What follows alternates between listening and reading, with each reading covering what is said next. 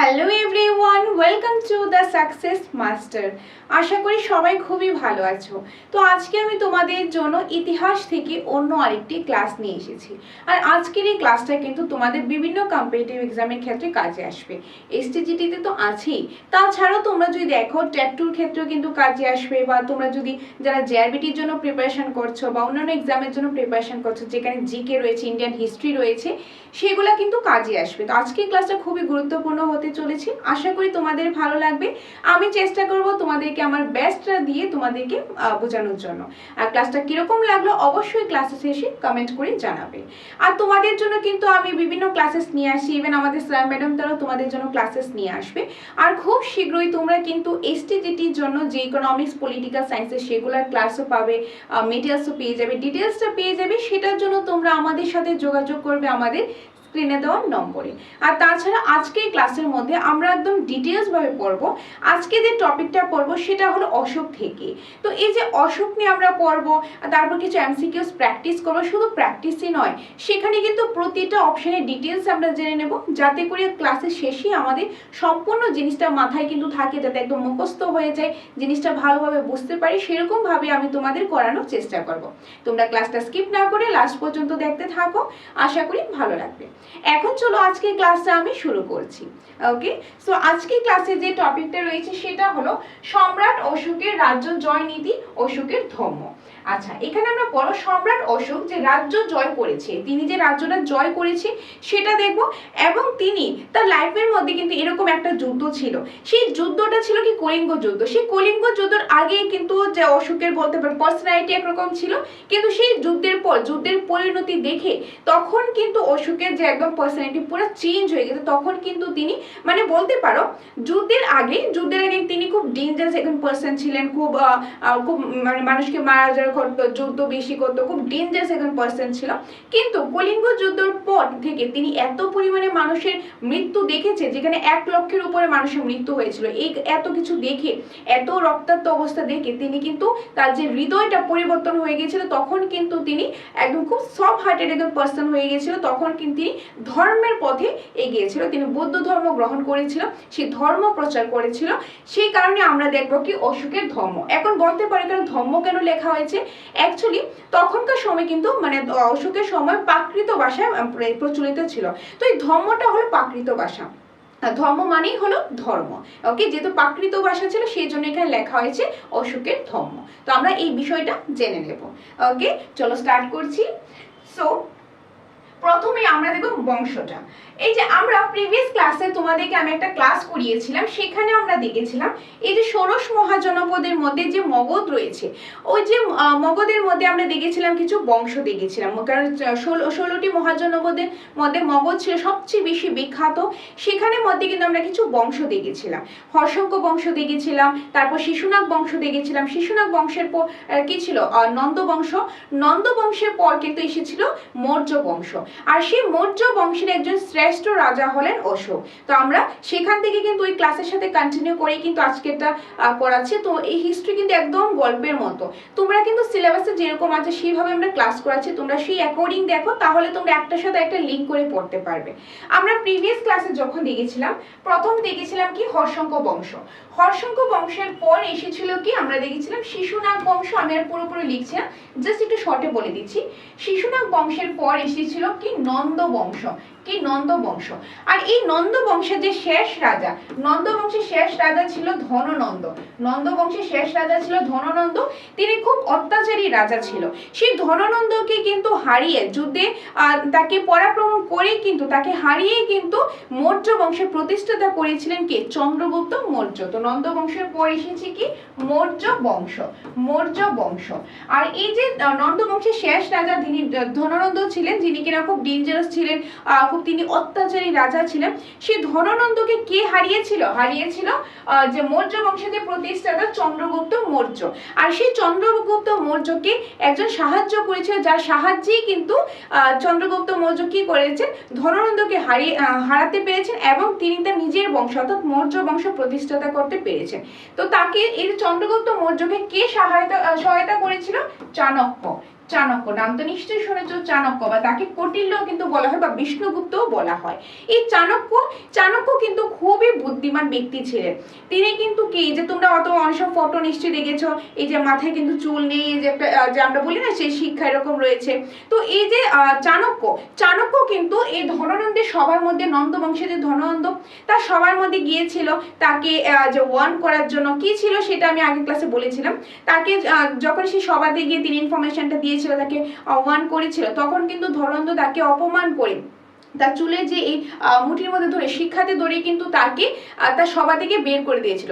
সেই অপমানের বদলা নেওয়ার জন্যই এই যে চাণক্যকে গিয়ে চন্দ্রগুপ্ত মৌর্যর কাছে কিন্তু গিয়েছিল, তাকে অনেক কিছু শিখিয়েছিল, তাকে তক্ষশিলে নিয়ে গিয়েছিল, তাকে অনেক কিছু শেখানো হয়েছে। শেখানোর পর তাকে কিন্তু আবার তাকে কিন্তু একদম রেডি করে, অর্থাৎ চন্দ্রগুপ্ত মৌর্যকে পুরোপুরিভাবে যুদ্ধের জন্য রেডি করে তাকে অনেক কিছু শিখিয়ে তখন কিন্তু তাকে কার সামনে দাঁড়িয়ে করেছিল, ধননন্দের সামনে। তখন ধননন্দ আর চন্দ্রগুপ্ত মৌর্যের মধ্যে একটা যুদ্ধ হয়েছিল, যেখানে কিন্তু চন্দ্রগুপ্ত মৌর্য জিতেছিল। জেতার পর তিনি তার যে বংশটা মৌর্য বংশ প্রতিষ্ঠাতা করেছিল।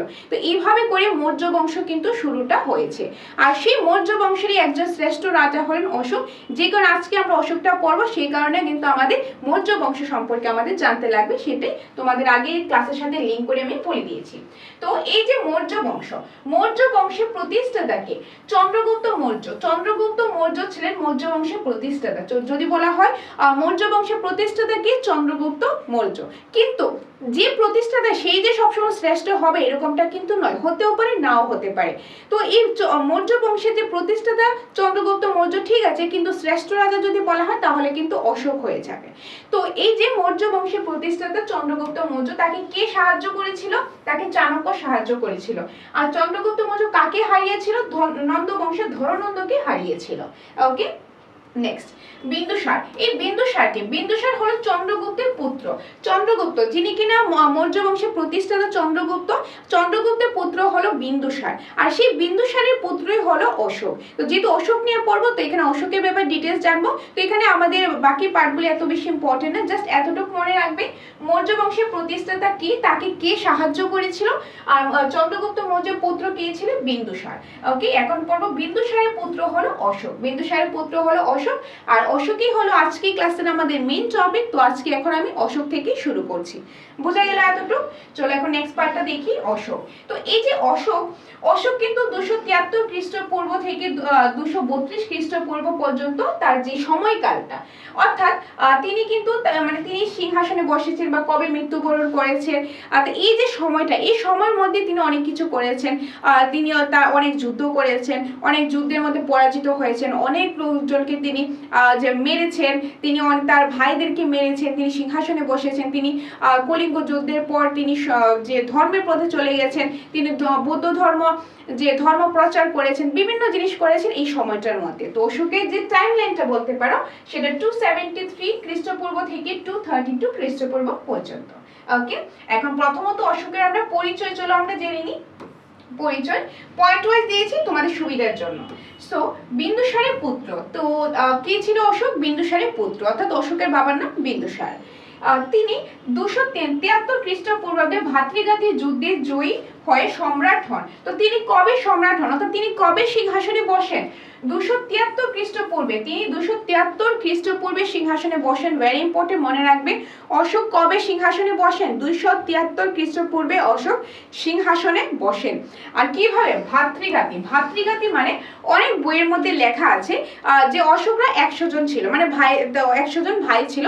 তার মধ্যে যে অশোক কি করেছে, তার যে বাকি যে তার 99 ভাইদেরকে তিনি তাদের সাথে যুদ্ধ করেছিল। যুদ্ধ হওয়ার পর তিনি কিন্তু অশোক জিতেছিল, ওইটাই ভাতৃঘাতী, মানে ভাই ভাইয়ের মধ্যে যে যুদ্ধটা, ভাই ভাইকে যে আহত করে যে যুদ্ধে জয়ী হয় তিনি রাজা হতো।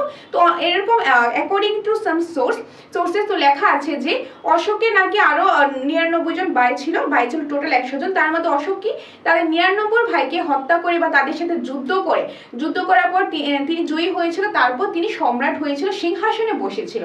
আর তিনি সিংহাসনে বসেছিল 273 খ্রিস্টপূর্বে। ওকে, তো মনে রাখবে অশোকের বাবার নাম কি, বিন্দুসারের পুত্র হলো অশোক, অশোকের বাবার নাম হলো বিন্দুসার। তিনি কবে সিংহাসনে বসেন, 273 খ্রিস্টপূর্বে তিনি সিংহাসনে বসেন। ক্লিয়ার? নেক্সট মৌর্য বংশের শ্রেষ্ঠ রাজা, ভেরি ইম্পর্টেন্ট। মৌর্য বংশের শ্রেষ্ঠ রাজা কে? মৌর্য বংশের শ্রেষ্ঠ রাজা হলো অশোক। যদি বলা হয় মৌর্য বংশের প্রতিষ্ঠাতা তাহলে হবে চন্দ্রগুপ্ত মৌর্য, আর মৌর্য বংশের যদি শ্রেষ্ঠ রাজা তাহলে হয়ে যাবে অশোক। নেক্সট, প্রিয়দর্শী নাম মনে রাখবে, প্রিয়দর্শী দেবনাম প্রিয় ধর্মাশোক নামেও পরিচিত ছিল। তাই অশোক শুধু অশোক নামে পরিচিত ছিল না, তার আরো কিছু ছদ্মনাম বা তার কিছু উপাধি ছিল বা অন্য নামে তিনি ফেমাস ছিল, প্রসিদ্ধি ছিল। সেগুলি কি? প্রিয়দর্শী।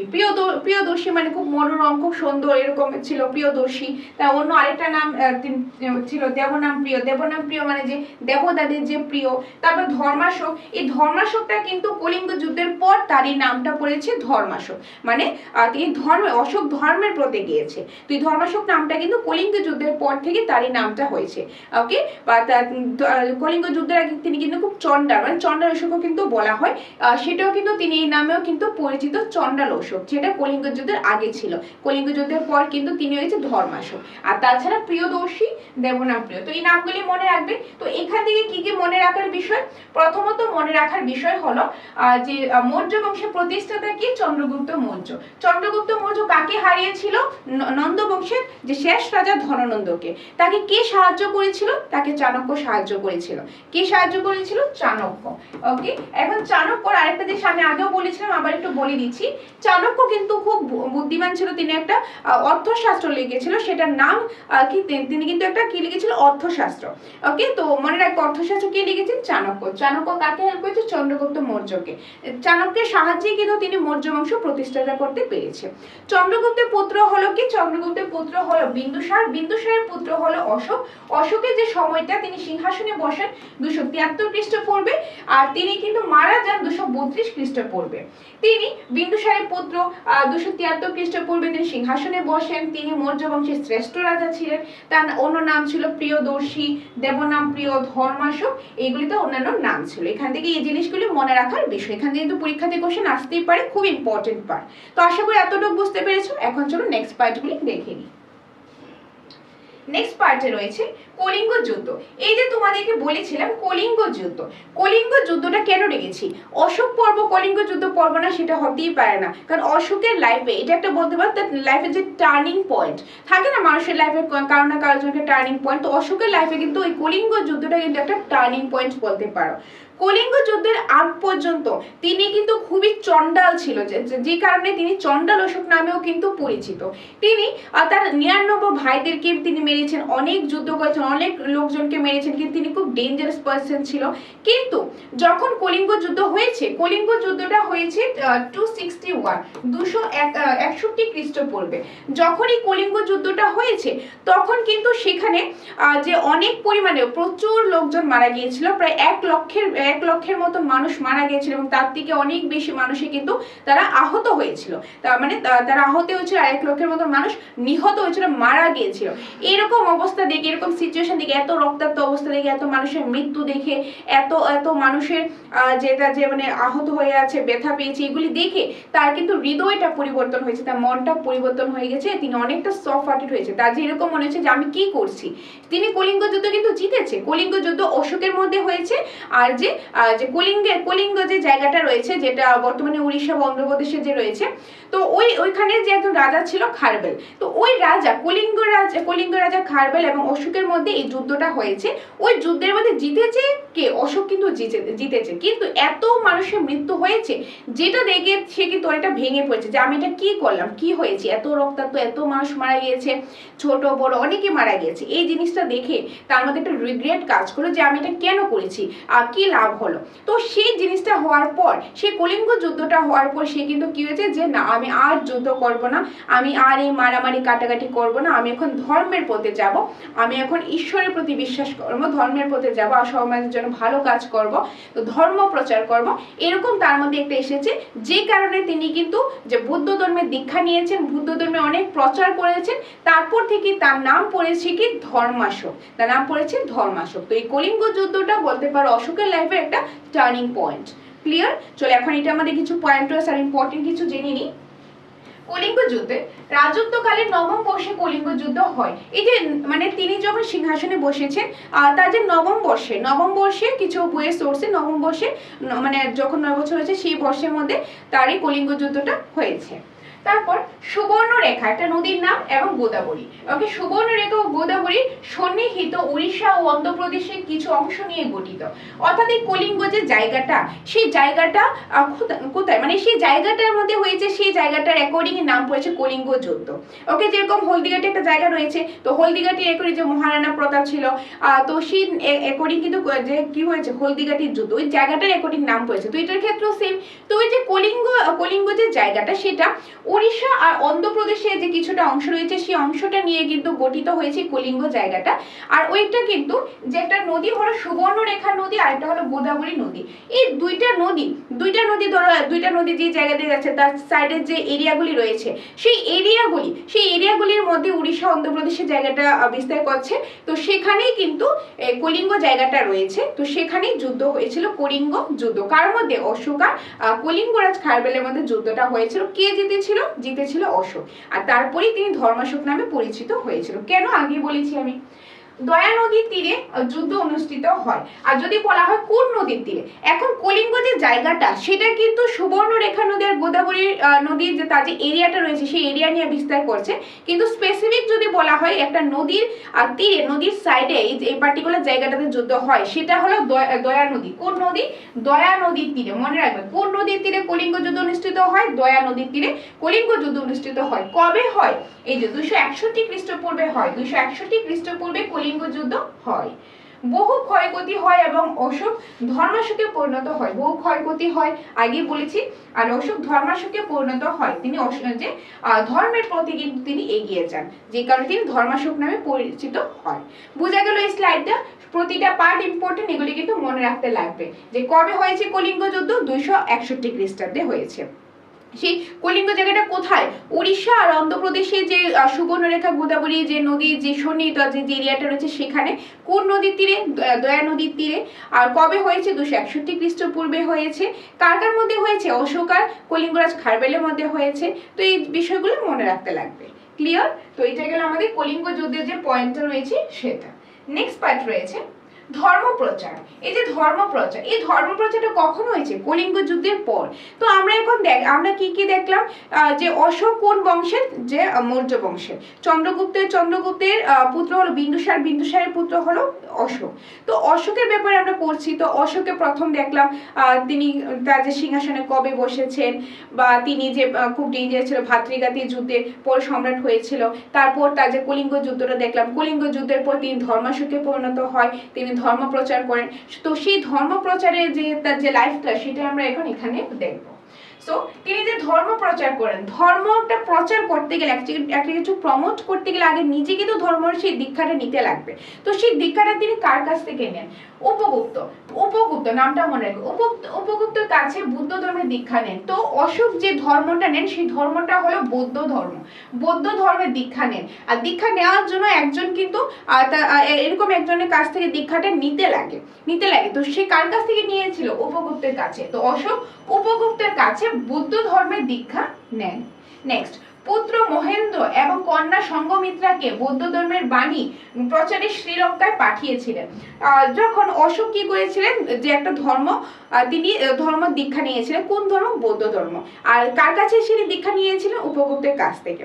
তিনি দীক্ষা নেওয়ার পর তিনি এই যে ধর্মটা নিয়ে, এই বৌদ্ধ ধর্মটা নিয়ে অনেক জায়গায় প্রচার করেছেন আর নিজেও প্রচার করেছেন, অন্যদের দ্বারাও তিনি প্রচার করিয়েছেন। তো সেই জন্য তিনি কি করেছেন? তার পুত্র ছিল, তার পুত্রের নাম হলো মহেন্দ্র। পুত্রের নাম মনে রাখবে। অশোকের পুত্রের নাম কি? ছেলের নাম মহেন্দ্র। আর অশোকের কন্যা অর্থাৎ মেয়ের নাম হলো সঙ্ঘমিত্রা। তো এই তার যে ছেলে আর মেয়েকে, ছেলে মহেন্দ্র আর মেয়ে সঙ্ঘমিত্রা, এই ভাই বোনকে তিনি কি করেছেন? শ্রীলঙ্কায় পাঠিয়েছেন। কেন পাঠিয়েছেন? যাতে বৌদ্ধ ধর্মটাকে প্রচার করতে পারেন। এখন বর্তমানে যদি দেখো শ্রীলঙ্কাতে কিন্তু বৌদ্ধ ধর্মে দীক্ষিত যে মানে দীক্ষা নিয়েছে এরকম মানুষ কিন্তু প্রচুর রয়েছে।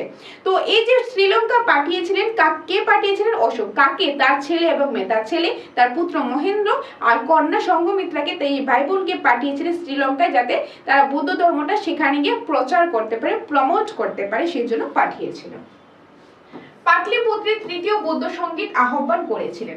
আর তিনি কি করেছেন, অশোক কি করেছেন, অশোক কিন্তু বৌদ্ধ সম্মেলনটা যে বৌদ্ধ ধর্ম তিনি দীক্ষা নিয়েছিলেন সেটার জন্য একটা সম্মেলনের আয়োজন করেছেন।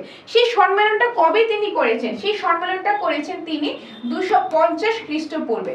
আর যেটা ছিল বুদ্ধ ধর্মের কিন্তু 4টা সম্মেলন টোটাল হয়েছিল। টোটাল কয়টা সম্মেলন হয়েছিল, 4টা সম্মেলন। প্রথমটা হয়েছিল 483 খ্রিস্টপূর্বে হয়েছিল। কোথায় হয়েছিল, রাজগৃহে হয়েছিল, যে বুদ্ধ ধর্মের ক্লাসে আমি বলেছিলাম। দ্বিতীয়টা হয়েছিল 383 খ্রিস্টপূর্বে হয়েছিল। আর তৃতীয়টা হয়েছিল 250 খ্রিস্টপূর্বে। চতুর্থটা হয়েছিল 72 খ্রিস্টপূর্বে। এই চারটা খ্রিস্টপূর্বে কিন্তু বৌদ্ধ সম্মেলন হয়েছিল। তার মধ্যে থেকে যে তৃতীয়টা রয়েছে 250 খ্রিস্টপূর্বে, ওই সময়টা কিন্তু অশোকে এই সম্মেলনটা তিনি কি করেছিলেন, তিনি কিন্তু এটা আয়োজন করেছিলেন। তার আমলেই ওই তৃতীয় বৌদ্ধ সম্মেলন হয়েছিল। তো কার আমলে তৃতীয় বৌদ্ধ সম্মেলন হয়েছে, অশোকের আমলে। কবে হয়েছে, 250 খ্রিস্টপূর্বে। যদি বলো কোথায় হয়েছে, এই যে পাটলিপুত্রতে হয়েছে। পাটলিপুত্রতে তৃতীয় বৌদ্ধ সঙ্গীত আহ্বান করেছিল। তো এই যে তৃতীয় বৌদ্ধ সম্মেলন কবে হয়েছে, 250 খ্রিস্টপূর্বে। কার আমলে হয়েছে, অশোকের আমলে হয়েছে। এটা কত নম্বর বৌদ্ধ সম্মেলন, তৃতীয় বৌদ্ধ সম্মেলন। এবং সেই বৌদ্ধ সম্মেলনের মধ্যে কি উদ্দেশ্য ছিল, সে বুদ্ধ সম্মেলনের মধ্যে যে বুদ্ধের যে লেখাগুলি ছিল, যে বাণীগুলি ছিল, সেগুলি কিন্তু অভিধর্ম পিটকের মধ্যে সংকলিত করাই ছিল তৃতীয় বৌদ্ধ সম্মেলনের যে উদ্দেশ্যটা। ওকে, যেটা আমি বুদ্ধ ধর্মের ক্লাসের মধ্যে ডিটেইল ডিসকাস করেছি আর বলেছিলাম এটা কিন্তু ইম্পর্টেন্ট, এখান থেকে কোশ্চেন আসতে দেখা যায়। ইভেন এই পার্টটা থেকে, অশোকের এই পার্টটা থেকে, পাটলিপুত্রের পার্টটা থেকে 2025 টেটের এক্সামেও কিন্তু এখান থেকেই এসেছে যে তৃতীয় বৌদ্ধ সম্মেলন কোথায় হয়েছে, যেটা আনসার ছিল পাটলিপুত্র। এই কোশ্চেনটা কিন্তু এইবারই কোশ্চেনটা কিন্তু এসেছে, খুব ইম্পর্টেন্ট পার্ট। বোঝা গেল? তো এগুলি দেখলাম আমরা কি, ধর্মপ্রচার। তো অশোক কি করেছেন, উপগুপ্তের কাছে বৌদ্ধ ধর্মের দীক্ষা নিয়েছেন। আর তার পুত্র মহেন্দ্র এবং কন্যা সঙ্ঘমিত্রাকে ধর্মপ্রচার করার জন্য তিনি শ্রীলঙ্কায় পাঠিয়েছিলেন। আর অশোক কি করেন, 250 খ্রিস্টপূর্বে তৃতীয় বৌদ্ধ সম্মেলনের আয়োজন করেন পাটলিপুত্রতে, যার উদ্দেশ্য ছিল বুদ্ধ ধর্মের বাণীগুলি অভিধর্ম পিটকের মধ্যে সংকলিত করাই ছিল এই ধর্মের উদ্দেশ্য। আর এখানে কেন অভিধর্ম পিটক বা এক্সেট্রা লেখা হয়নি, এগুলি বৌদ্ধ ধর্মের ক্লাসে অলরেডি করানো হয়েছে, এই কারণে এখানে এক্সট্রা ভাবে লেখা হয়নি। ওকে, তো আশা করি এতটুকু তোমরা বুঝতে পেরেছো। তারপর রয়েছে কি, প্রজা কল্যাণকর কাজ। যেহেতু তিনি ধর্মের প্রতি গিয়েছেন, তিনি ভেবেছেন যে এখন আর মারামারি করব না, ধর্মের প্রচার করব, সমাজের জন্য ভালো কাজ করব, প্রজাদের জন্য ভালো কাজ করব। তিনি প্রজাদের জন্য অনেক ভালো কাজ করে গেছেন। তো প্রজা কল্যাণকর কিছু কাজ, প্রজাদের কল্যাণের জন্য কিছু কাজ করেছেন। কি কি, রাস্তাঘাট নির্মাণ করেছেন, কূপকরণ করেছেন, যে কূপ রয়েছে জলের জন্য সে কূপকরণ করেছেন, সরাইখানা স্থাপন করেছেন, তারপর যেরকম চিকিৎসালয় স্থাপন করেছেন, বৃক্ষরোপণ করেছে ইত্যাদি। এরকম বিভিন্ন কাজ তিনি করে গেছেন প্রজাদের ভালোর জন্য। তাছাড়া অশোক বলতেন সব মনীষে প্রজা মম, ভেরি ইম্পর্টেন্ট। সব মনীষে প্রজা মম মানে তিনি বলতেন সব মানুষই আমার প্রজা। আর সব মানুষই যেহেতু আমার প্রজা, তাহলে সবার ভালোর জন্য আমার কাজ করতে লাগবে, সবার যাতে কল্যাণ হয় এরকম কাজ আমার করতে লাগবে। আর এই লাইনটা খুব ইম্পর্টেন্ট, বিভিন্নবার এসটিজিটি এবং টেটের মধ্যে আসতেও দেখা গেছে যে এই লাইনটার মানে কি। ওকে, সব মনীষে প্রজা মম, এটা কিন্তু এসেছে পরীক্ষাতে 2-3 বার ঘুরিয়ে ফিরে এসেছে। এই লাইনটা মানে কি, সব মানুষই হলো আমার প্রজা। ওকে, বা এই লাইনটা কে বলেছেন, অশোক বলেছেন। তো এই লাইনটা ভেরি ইম্পর্টেন্ট, সব মনীষে প্রজা মম, অশোক বলেছেন। এটা মানে হলো সব মানুষই আমার প্রজা। আর অশোকের মধ্যে যেহেতু সবাই আমার প্রজা, সবাই ভালোর জন্য আমার কাজ করতে লাগবে। ওকে, নেক্সট পয়েন্ট, সাঁচি স্তূপ, ভেরি ইম্পর্টেন্ট। সাঁচি স্তূপ তৈরি করেন। তো একটা স্তূপ, সাঁচি স্তূপ, স্তূপটার নাম সাঁচি। তো এটা কে তৈরি করেন, অশোক। তো আসতেই পারে যে সাঁচি স্তূপ কে তৈরি করেছেন, অশোক। বা অশোক কোন স্তূপটা তৈরি করেছেন, সাঁচি স্তূপ। ক্লিয়ার? নেক্সট, লিপি। এখন এই যে লিপি কি রয়েছে দেখো, জেমস প্রিন্সেপ অশোকের শিলালিপি পাঠোদ্ধার করেন। ওকে, তো অশোকের সময় যেহেতু প্রাকৃত ভাষায় ছিল, এরকম অশোক হয়তো অনেক কিছু শিলালিপি তিনি লিপিগুলি লিখে দিয়ে গেছেন প্রাকৃত ভাষায়, তো সেগুলি তো বুঝতে লাগবে।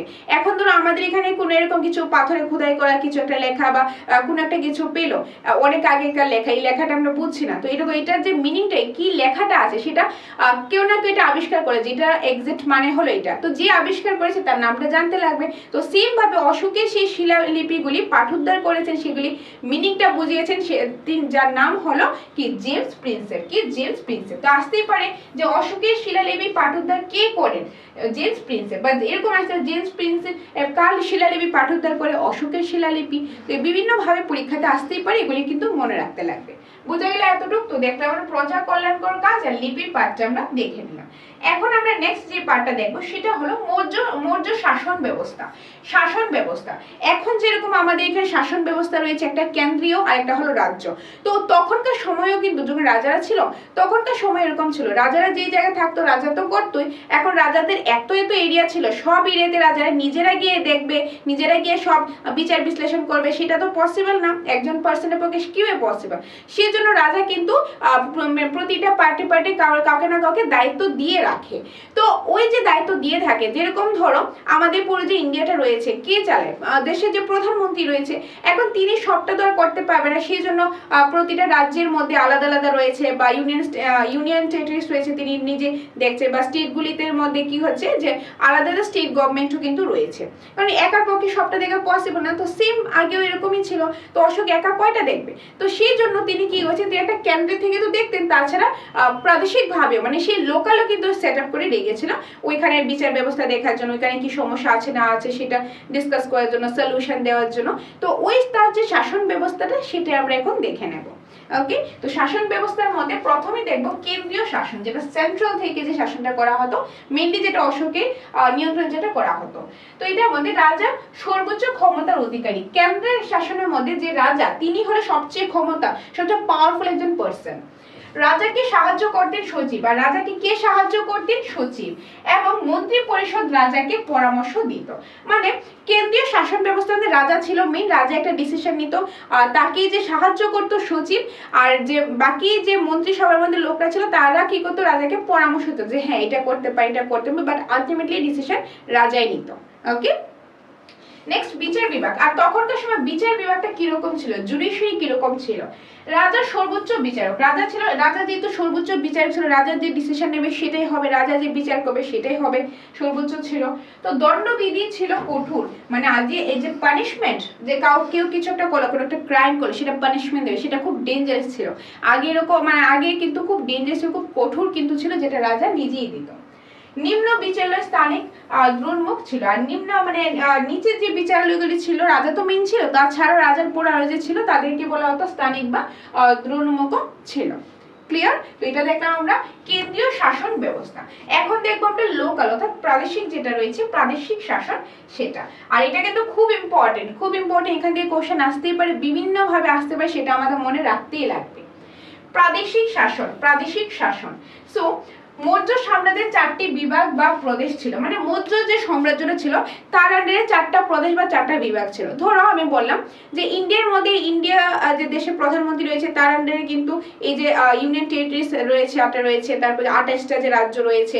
তো এরকম ভাবে মৌর্য বংশের যে রাজা ছিল অশোকের সময় কিন্তু এরকম 4টা প্রদেশ কিন্তু ছিল, বা বলতে পারো 4টা এরকম রাজ্য ছিল। তো ওই 4টা রাজ্যের মধ্যে কি কি ছিল সেটা, একটা হলো প্রাচ্য, তারপর ছিল উত্তরাপদ, অবন্তী, দক্ষিণাপদ। তো মৌর্য সাম্রাজ্যের 4টি বিভাগ বা প্রদেশ ছিল কার আমলে? অশোকের আমলে। কি কি? প্রাচ্য, উত্তরাপদ, অবন্তী, আরেকটা কি? দক্ষিণাপদ। এই 4টা নাম মনে রাখতেই লাগবে। ওকে, আর এই 4টা বিভাগের মধ্যে 4টা প্রদেশের মধ্যে এখনকার যেরকম থাকে গ্রাম লেভেলে একটা পঞ্চায়েত থাকলো, তারপর ব্লক লেভেল থাকলো, তারপর সাব ডিভিশন লেভেলে থাকলো। তো আগেকার সময়ও কিন্তু এরকমটাই ছিল। ওকে, যেরকম প্রদেশের প্রধান, মানে প্রদেশ ছিল, জেলা ছিল, জনপদ ছিল, গ্রাম ছিল। তো ওইগুলির মধ্যে একটা প্রধান ছিল, যেরকম আমাদের এখানে গ্রাম প্রধানকে কি বলা হয়? প্রধান বলা হয়।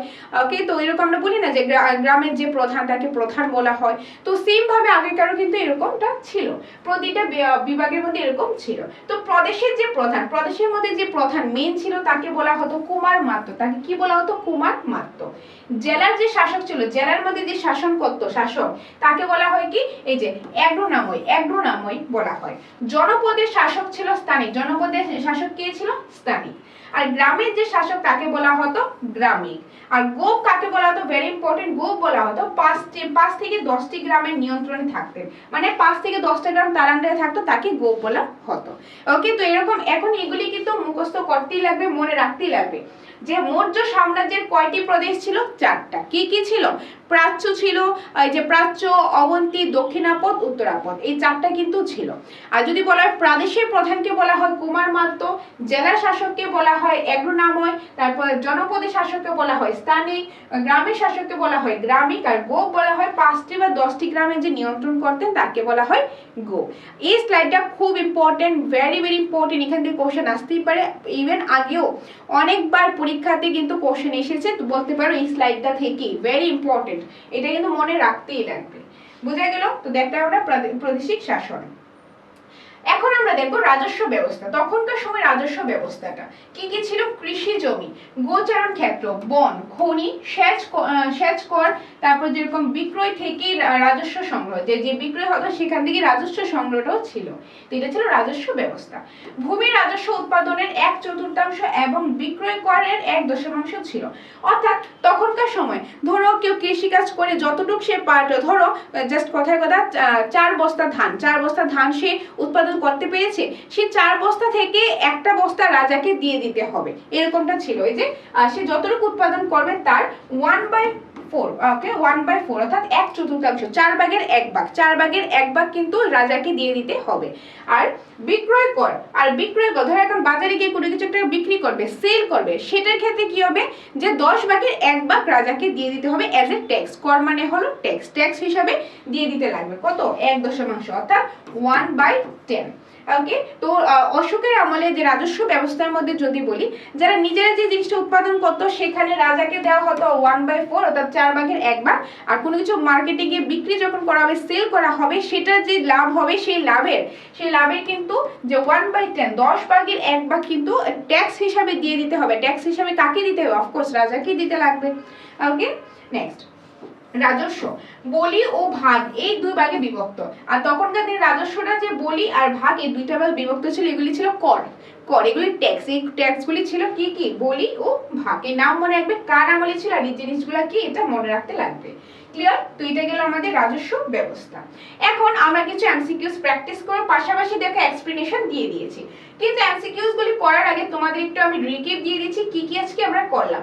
আমরা শুরু করলাম সম্রাট অশোকের রাজ্য কিভাবে জয় নীতি করেছে, রাজ্য কিভাবে সে সম্রাট হয়েছে, তার জয় নীতিটা, আর তারপর সে কিভাবে ধর্মগ্রন্থ ধর্মের পথে তিনি চলে গেছে সেটা। প্রথমে দেখলাম কোন বংশ থেকে এসেছে, তার পিতাকে, তার পরিচয়টা আমরা দেখলাম। তারপর কলিঙ্গ যুদ্ধের ব্যাপারে আমরা জানলাম, তার ইম্পর্টেন্ট পার্টগুলি জেনে নিলাম। ধর্ম প্রচার, তারপরে প্রজা কল্যাণকর কাজ, লিপি, মৌর্য শাসন ব্যবস্থা, কেন্দ্রীয়, আরেকটা হলো প্রাদেশিক, এই বিষয়গুলো জানলাম। রাজস্ব ব্যবস্থা, এই বিষয়গুলো আমরা জেনে নিলাম। এখন আমরা প্র্যাকটিস করব। তো আশা করি এতটুকু তোমরা ভালোভাবে বুঝতে পেরেছো। এটাই কিন্তু অশোকের যে কনসেপ্টটা রয়েছে, এই কনসেপ্টটা দেখলাম। এখন এই কনসেপ্ট থেকে আমরা প্র্যাকটিস করব। আর আজকে ক্লাসে 15টা কোশ্চেন রয়েছে। তোমরা অবশ্যই ক্লাসের শেষে কমেন্টের মাধ্যমে জানাবে 15-এর মধ্যে তোমরা কত স্কোর করতে পারলে। আর এখানে শুধু যে কোশ্চেনগুলো আনসার বলে দেবো এরকমটা নয়, আমরা কিন্তু প্রতিটা আনসারের কেন হয়েছে তার রিজনটা কি সেটা আমরা জেনে নেব। তবেই তো আমাদের জিনিসটা মনে থাকবে, তবেই তো ক্লাসটা ইফেক্টিভ হবে। আর আমার এই ক্লাসটা একটু লেন্দি হতে পারে, বাট আমি চেষ্টা করছি তোমাদেরকে ইফেক্টিভ একটা ক্লাস যেটা তোমাদের কাজে আসে। তোমাদের ক্লাসগুলো কিরকম লাগছে অবশ্যই কমেন্টের মাধ্যমে জানাবে, কারণ তোমাদের যদি এরকম ক্লাসের ডিমান্ড থাকে তবেই আমি ক্লাসটা নিয়ে আসবো। যদি বলো ভালো লাগছে তাহলে নিয়ে আসবো, যদি বলো যে না তোমাদের অনেক লেন্দি হয়ে যাচ্ছে তাহলে আমি চেষ্টা করবো আর এক্সপ্লেনেশনটা একটু কমানোর জন্য। এখন তোমরা কিভাবে চাও সেটা ডিপেন্ড করে তোমাদের কমেন্টের উপর, সেটার উপর ডিপেন্ড করে আমি তোমাদের জন্য ক্লাসেস নিয়ে আসবো। ওকে, আর অনেকেই কমেন্ট তোমরা করেছিলে, মেসেজ করেছিলে আমাকে যে ম্যাডাম এখন তো ইংলিশটা নেই, তো এখন আমাদের ইংলিশের হ্যাকটিকটা নেই, আমাদের জিওগ্রাফিটা নিয়ে কনসার্ন, জিওগ্রাফিটা করার জন্য। হ্যাঁ, আমি জিওগ্রাফি তোমাদের করিয়ে দেবো, ডোন্ট ওয়ারি, আমি তোমাদের করিয়ে দেবো। যারা তোমরা অনলাইন ক্লাস নিয়েছো তোমাদের সেখানেও ক্লাস পেয়ে যাবে, যারা অফলাইন ক্লাস করছো সেখানেও তোমরা ডিটেলস ক্লাস পেয়ে যাবে। ইভেন ইউটিউবের মাধ্যমে আমরা আস্তে আস্তে নিয়ে আসবো, একটু সময় লাগবে বাট আমরা নিয়ে আসার চেষ্টা করবো। তো আমাদের সাথে থাকো, পাশে থাকো। তাছাড়া এটা শুরু করার আগে একটু বলে দিচ্ছি, তোমাদের যদি ম্যাটেরিয়ালস প্রয়োজন হয় হার্ড কপি, সেটা আমাদের কাছে অ্যাভেলেবেল আছে। ট্যাট 1, ট্যাট 2, HTGT নিউ সিলেবাসের অ্যাকর্ডিংলি পেয়ে যাবে। দেন পিজিটি নোটস পেয়ে যাবে, English, Bengali, history and political science. তাছাড়া জেআরবিটি নোটসও আছে, ত্রিপুরা হাইকোর্ট গ্রুপ ডি নোটসটাও রয়েছে। যাদের যাদের প্রয়োজন তোমরা আমাদের সাথে যোগাযোগ করতে পারো আমাদের স্ক্রিনে দেওয়া নম্বরে। অফলাইন ক্লাস করতে চাইলে সেটাও আছে, অনলাইন ক্লাস করতে চাইলে সেটাও আছে। যার যেটা প্রয়োজন সেটার জন্য যোগাযোগ করতে পারো আমাদের স্ক্রিনে দেওয়া নম্বরে। ওকে, বাকি ডিটেলস পরে বলে দিচ্ছি, এখন চলো এমসিকিউস প্র্যাকটিস করে নিই। ওকে, সো ফার্স্ট ওয়ান, মৌর্য বংশের প্রতিষ্ঠাতা কে? এটা তো অফকোর্স তোমরা পারবে। মৌর্য বংশের প্রতিষ্ঠাতা কে? চন্দ্রগুপ্ত মৌর্য।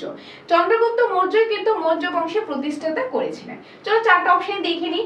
যে চন্দ্রগুপ্ত মৌর্য যিনি কিনা মৌর্য বংশের প্রতিষ্ঠাতা করেছিলেন, যাকে সাহায্য করেছিল চাণক্য। চাণক্য কিন্তু যে চন্দ্রগুপ্ত মৌর্যকে সাহায্য করেছিল ধননন্দকে হারানোর জন্য। ধননন্দ কে ছিল? নন্দ বংশের শেষ রাজা। তাকে হারিয়ে কিন্তু চন্দ্রগুপ্ত মৌর্য তার মৌর্য বংশটা প্রতিষ্ঠাতা করেছিলেন। আর চন্দ্রগুপ্ত মৌর্যের যে পুত্র, তার পুত্র কে ছিল? তার পুত্র ছিল বিন্দুসার। বিন্দুসারের পুত্র কে ছিল? বিন্দুসারের পুত্র ছিল অশোক। আর এই অশোক কিন্তু ছিল মৌর্য বংশের শ্রেষ্ঠ রাজা। তিনি সিংহাসনে কবে বসেছেন?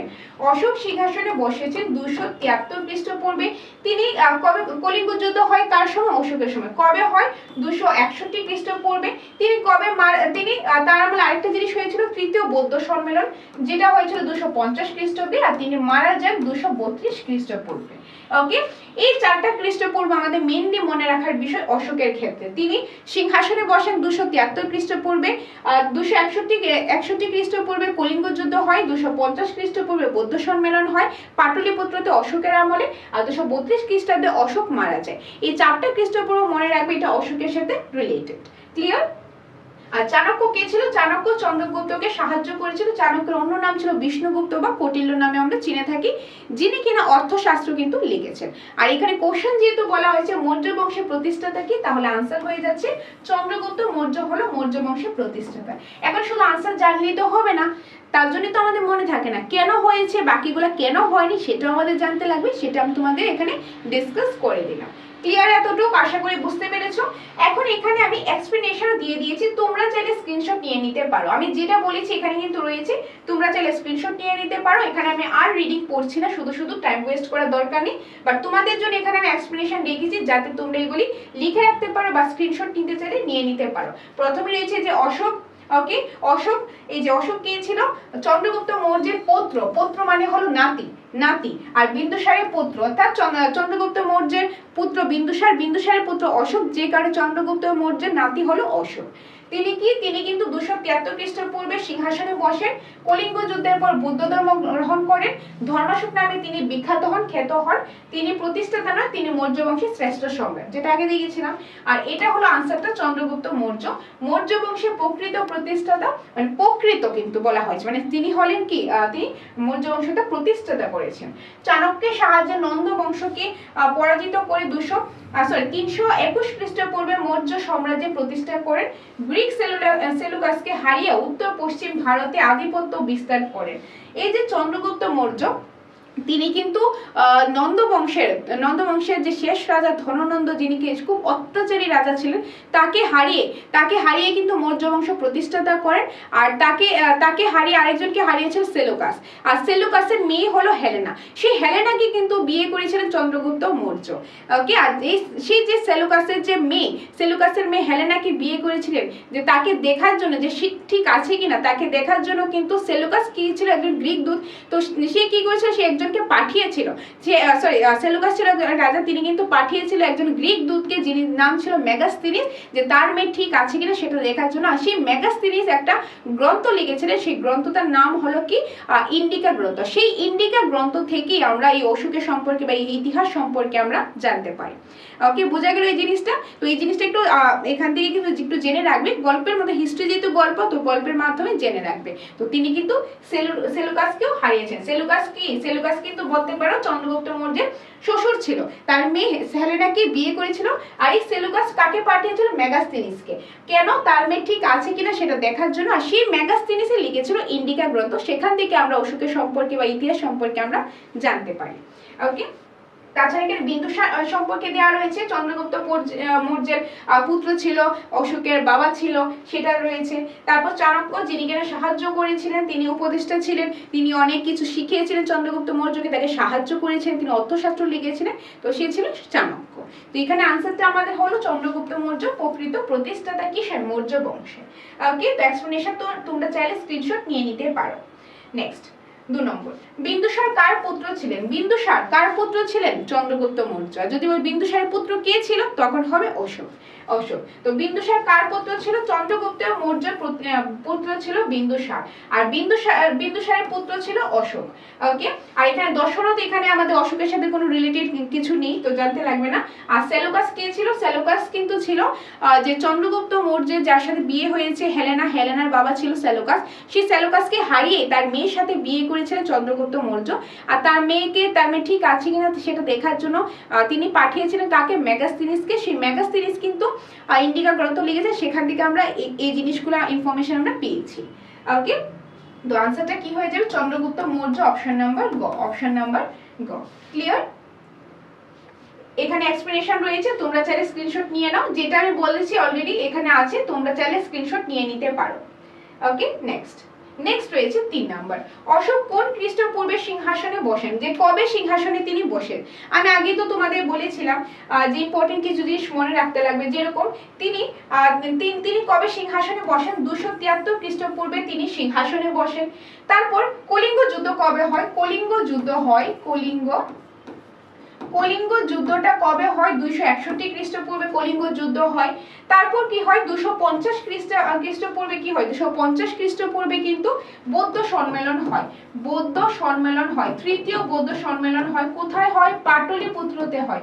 পাটলিপুত্রতে কিন্তু তৃতীয় বৌদ্ধ সম্মেলন হয়। আর 232 খ্রিস্টাব্দে তার মৃত্যু হয়। কার? অশোকের মৃত্যু হয়।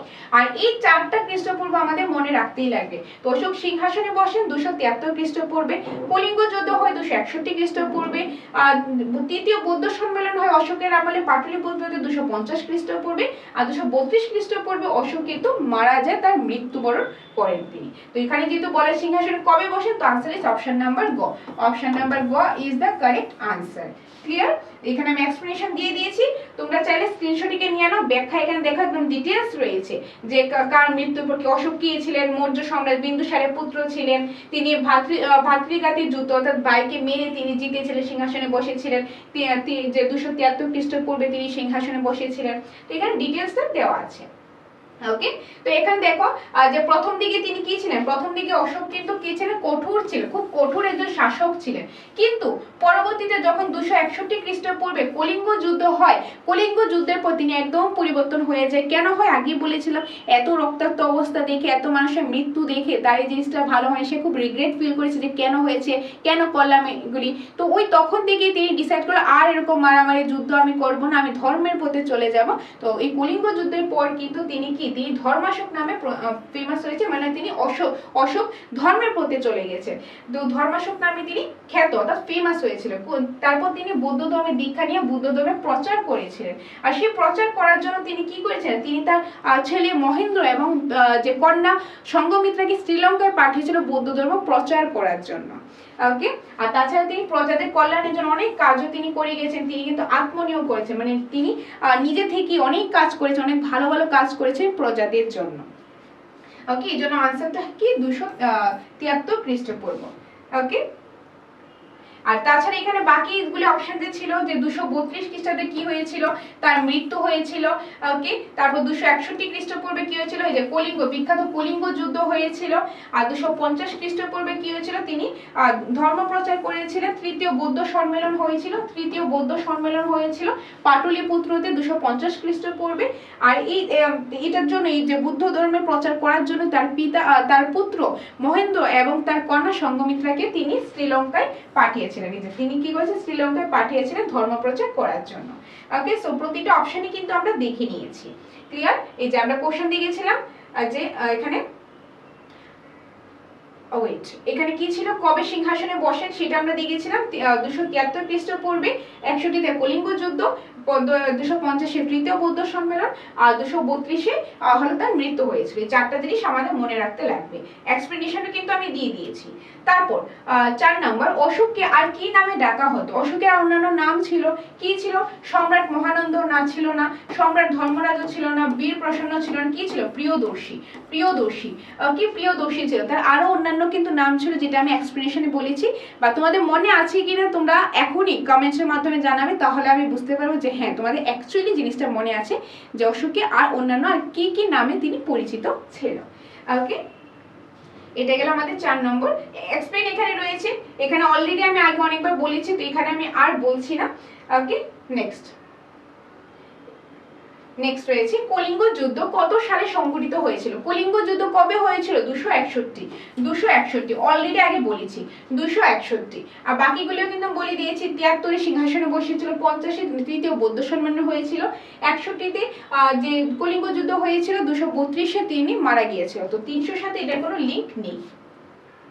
নেক্সট এখানে ব্যাখ্যা রয়েছে, স্ক্রিনশট নিয়ে নাও। অলরেডি বলছি তার জন্য আমি বারবার বলছি না।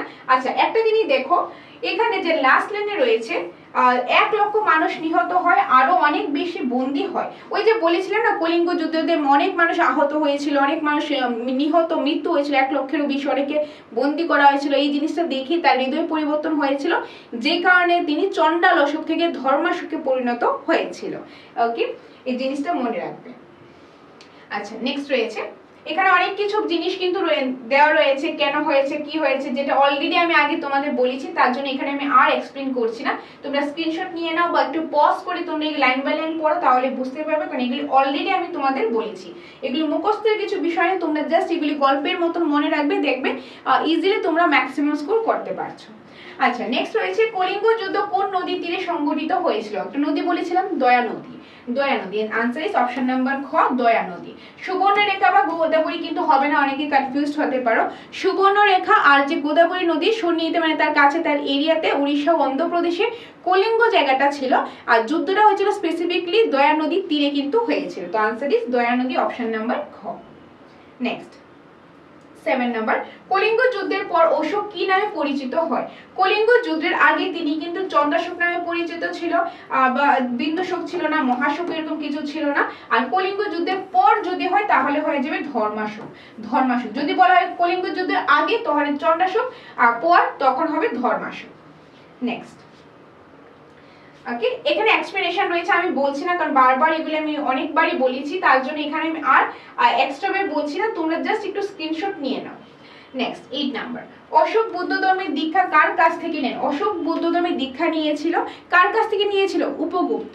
Upagupta, answer is option number ক, উপগুপ্ত। মহেন্দ্র কে ছিল? অশোকের পুত্র ছিল মহেন্দ্র। তার মেইন নাম ছিল কি? তার মেইন নাম কিন্তু ছিল সংঘমিত্রা। ওকে, আর এখানে মোগলীয় পুত্র বা দৃশ্য এখানে এটার সাথে লিঙ্ক, তো এখানে আমি আর ডিসকাস করছি না। আর অ্যাকচুয়ালি মোগলীয় পুত্র দৃশ্য তিনি কিন্তু একজন মানে বুদ্ধ ধর্মেরই একজন ভিক্ষুক ছিল, তো এটা অন্য বিষয়, এটার সাথে রিলেটেড না, সেই কারণে আমি আর বলছি না। তো আনসারটা হয়ে যাবে উপগুপ্ত। অশোক বুদ্ধ ধর্মের দীক্ষা নিয়েছিল উপগুপ্তের কাছ থেকে। নেক্সট এক্সপ্রেশন রয়েছে, চাইলে স্ক্রিনশট নিয়ে নাও। 9 নাম্বার রয়েছে, অশোকের পুত্র মহেন্দ্র ও কন্যা সংঘমিত্রাকে কোথায় পাঠানো হয়েছিল। অশোক ধর্মপ্রচার করার জন্য তার পুত্র মহেন্দ্র এবং তার কন্যা সংঘমিত্রাকে একটা জায়গায় পাঠিয়েছিল, সেই জায়গাটা হলো Sri Lanka. Sri Lanka, answer is option number খ, শ্রীলঙ্কা। ক্লিয়ার? নেক্সট এখানে রয়েছে ব্যাখ্যা, নাও স্ক্রিনশট নাও। চলো 10 নাম্বার রয়েছে, অশোক কোন বৌদ্ধ সঙ্গীত আহ্বান করেছিলেন। অশোক যে বৌদ্ধ সঙ্গীত বা বৌদ্ধ সম্মেলন আহ্বান করেছিলেন, কোনটা? প্রথম, দ্বিতীয়, তৃতীয়, চতুর্থ, কোনটা? বৌদ্ধ সম্মেলন, বৌদ্ধ সঙ্গীত 4টে হয়েছিল। প্রথমটা হয়েছিল রাজগৃহে হয়েছিল, আর তার দ্বিতীয়টা কোথায় ছিল? কালাশোক করেছিল কোথায়? বৈশালীতে। তৃতীয়টা অশোকের আমলে পাটলিপুত্রতে 250 খ্রিস্টপূর্বে। চতুর্থটা হয়েছিল 72 খ্রিস্টপূর্বে কাশ্মীরে হয়েছিল কনিষ্কের আমলে। তো আনসার তো এখানে হয়ে যাবে, যেহেতু অশোকের আমলে একটাই হয়েছিল বুদ্ধ সম্মেলন, সেটা তৃতীয় বৌদ্ধ সম্মেলন। কবে হয়েছিল? 250 খ্রিস্টপূর্বে হয়েছিল। কোথায় হয়েছিল এটা? পাটলিপুত্রতে হয়েছিল। পাটলিপুত্রতে কিন্তু এটা হয়েছিল। আর এটার উদ্দেশ্য কি ছিল? যে বুদ্ধ ধর্মের বাণীগুলি অভিধর্ম পিটকের মধ্যে সংকলিত করাই ছিল বুদ্ধ ধর্মের যে উদ্দেশ্য। আর এটা কার আমলে? অশোকের আমলে হয়েছিল। তো আনসার ইজ অপশন নাম্বার গ। নেক্সট এক্সপ্লেন এখানে রয়েছে, তোমরা স্ক্রিনশট নিয়ে নাও। মানে এগুলি আগে অনেকবার বলেছি আমি। সাঁচি স্তূপ কার কৃতিত্বে নির্মিত হয়েছিল? যে সাঁচি স্তূপ কার কৃতিত্বে বা কার আমলে হয়েছিল, সেটা ছিল অশোক। তো আনসার ইজ অপশন নাম্বার গ, অশোক। ওকে, অশোক। নেক্সট 12 নাম্বার, অশোকের শিলালিপি কার দ্বারা পাঠোদ্ধার করা হয়। অশোকের শিলালিপি কার দ্বারা পাঠোদ্ধার করা হয়েছিল? James Prinsep. Okay, James Prinsep. Next 13, Maurya সাম্রাজ্যের প্রাদেশিক প্রধান কাকে বলা হয়? মৌর্য সাম্রাজ্যের প্রাদেশিক প্রধান, ওই যে আমরা পড়েছিলাম যে রাজস্ব ব্যবস্থা ছিল, একটা কেন্দ্রিক ছিল আর একটা ছিল কি প্রাদেশিক ছিল। তো ওই যে কেন্দ্রিক আর প্রাদেশিকের মধ্যে আমরা পড়েছিলাম, প্রাদেশিকের মধ্যে 4টা রাজ্য ছিল, 4টা প্রদেশ ছিল, প্রাচ্য, উত্তরাপদ, তারপর দক্ষিণাপদ, একটা অবন্তী ছিল। আর ওইগুলোর মধ্যে ওই স্লাইডের মধ্যে আমরা দেখেছিলাম প্রাদেশিক প্রধানকে কি বলা হয়, বা তারপর গোপ কাদের বলা হয়, এই বিভিন্ন বিষয়গুলো আমরা দেখেছিলাম। তো সেখানে এখন কোশ্চেন করা হয়েছে প্রাদেশিক প্রধানকে কি বলা হয়। যে গ্রামের প্রধানকে গ্রামিক বলা হয়, তারপর যেরকম গোপ বলা হয় 5টা 10টা যে গ্রামের নিয়ন্ত্রণ থাকলে তাকে গোপ বলা হয়। তারপর স্থানিক কি ছিল, জেলার যে প্রধান ছিল তাকে স্থানিক বলা হতো। আর প্রাদেশিক প্রধানকে বলা হতো কুমার মাত্র। কি বলে? কুমার মাত্র। তো আনসার ইজ অপশন নাম্বার খ। তোমাদের বলেছিলাম ওই স্লাইডটা কিন্তু খুব ইম্পর্টেন্ট, এখান থেকে বিভিন্নবার কোশ্চেন আসতে দেখা যায়, তোমাদের মনে রাখতে লাগবে। ওকে, তো এটা কিন্তু খুব ইম্পর্টেন্ট, একদমই স্কিপ করা যাবে না। এখানে থেকে এক্সপ্লেইন কিন্তু রয়েছে যে গ্রামের প্রধানকে গ্রামিক বলা হয়, আর তারপর যেরকম প্রাদেশিক প্রধানকে মৌর্য সাম্রাজ্যে, এটা কিন্তু মৌর্য সাম্রাজ্যের সবগুলি কুমার মাত্র বলা হয়। তারপর জনপদ বা ছোট অঞ্চলে যে শ্রেণী রয়েছে, প্রধান রয়েছে, তাদেরকে স্থানিক বলা হয়। আর 5 থেকে 10টি গ্রামে যে তার আন্ডারে রয়েছে, তার নিয়ন্ত্রণ রয়েছে, তাকে গোপ বলা হয়। সেটা আমরা আগে দেখেছিলাম। নেক্সট 14 নম্বর, মৌর্য সাম্রাজ্যের গ্রাম শাসককে কি বলা হয়? গ্রাম শাসককে বলা হয় কি? গ্রাম শাসককে গ্রামিক। গ্রাম শাসককে বলা হয় গ্রামিক। গ নাম্বার, যেটা আগেও দিয়ে গেছি, এখানে আর বারবার বলা দরকার নেই, এই যে গ্রামিক। ওকে, নেক্সট 15 নাম্বার, আজকের ক্লাসের last question, last MCQ practice. আর এই যে এমসিকিউস করাচ্ছি তুমি 10টা 15টা 20টা যতটুকু করে, এগুলি কিন্তু প্র্যাকটিস পারপাসের জন্য, শেখার জন্য নয়, প্র্যাকটিস পারপাসের জন্য। শেখার জন্য কি, ওই যে এক্সপ্লেনেশনটা দিয়েছি সেটা শেখার জন্য, এটা জাস্ট প্র্যাকটিস পারপাসের জন্য। ওকে, আর তোমরা অনেকেই তোমরা বলে থাকো আমাদের মেটেরিয়ালসে এই এক্সপ্লেনেশন আছে কিনা, এমসিকিউস আছে কিনা। হ্যাঁ, মেইনলি আমাদের এখানে এক্সপ্লেনেশনই আছে, আর এই যে এমসিকিউসগুলো সেটাও আছে, বাট সেগুলি প্র্যাকটিস পারপাসের জন্য। প্রতিটা নোটসে আমাদের কনসেপ্ট ওয়াইজ টপিক এক্সপ্লেনেশন রয়েছে, আলোচনা রয়েছে, তারপর এমসিকিউস প্র্যাকটিস রয়েছে। যাদের যাদের প্রয়োজন তোমরা এসে দেখে ভালো লাগে নিতে পারো। ক্লাস করতে চাইলে ক্লাসও করতে পারো, সেটা অফলাইনও আছে, অনলাইনও আছে। আর যারা অফলাইন এডমিশন নিচ্ছ তোমাদের ক্ষেত্রে তো ডাবল তোমরা পেয়ে যাচ্ছ, সেখানে অফলাইন কোর্সও পেয়ে যাচ্ছ, অনলাইন কোর্সও কিন্তু তোমরা পেয়ে যাচ্ছ। তো যাদের যেটা প্রয়োজন তোমরা আমাদের সাথে যোগাযোগ করে আমাদের সেন্টারে এসে সেই জিনিসটা নিতে পারো। ওকে, আচ্ছা, তো এখন আজকে ক্লাসের লাস্ট কোশ্চেনটা হলো মৌর্য সাম্রাজ্যের ভূমি রাজস্ব উৎপাদনের কত ভাগ ছিল? কত ভাগ ছিল? উৎপাদনের ছিল 1/4। ওকে, অর্থাৎ 1/4, অর্থাৎ 1/4। 1/4। আর যদি বলা হয় যে বিক্রির যে করটা সেটা ছিল কি 1/10, 1 দশমাংশ। তো এখানে বলা হয়েছে উৎপাদনে, তার জন্য 1/4। অপশন নাম্বার ক। অপশন নাম্বার ক ইজ দ্য কারেক্ট আনসার। ওকে, তো এই ছিল আমাদের 15টা এমসিকিউ প্র্যাকটিস। তো এই 15টার মধ্যে তোমরা কতটুকু স্কোর করতে পারলে, 15এর মধ্যে কত পেলে সেটা অবশ্যই কমেন্টের মাধ্যমে জানাবে। কোনো ডাউট থাকলে সেটাও বলবে, আর ক্লাসটা কিরকম লাগলো সেটা বলবে। আর তোমরা এরকম ক্লাস এর ফিউচার চাও কিনা সেটা জানাবে, কারণ তোমাদের উপর ডিপেন্ড করে আমি ক্লাসেস নিয়ে আসবো। ওকে, সো এটাই তোমাদের সাথে আজকে ক্লাসে শেয়ার করা ছিল। দেখা হবে পরবর্তী অন্য কোনো একটা ক্লাসে। আর তাছাড়া তোমাদের কিছু নিড হলে, হোক সেটা অনলাইন ক্লাস, অফলাইন ক্লাস, শুধু মেটেরিয়ালস বা যেটাই তোমাদের প্রয়োজন, সেটার জন্য তোমরা আমাদের সাথে যোগাযোগ করতে পারো আমাদের স্ক্রিনে দেওয়া নম্বরে। এই নম্বরে যোগাযোগ করে চলে আসতে পারো আমাদের কোচিং সেন্টার দ্য সাকসেস মাস্টারে। তো দেখা হচ্ছে তোমাদের সাথে পরবর্তী অন্য কোনো একটা ক্লাসে। ধন্যবাদ।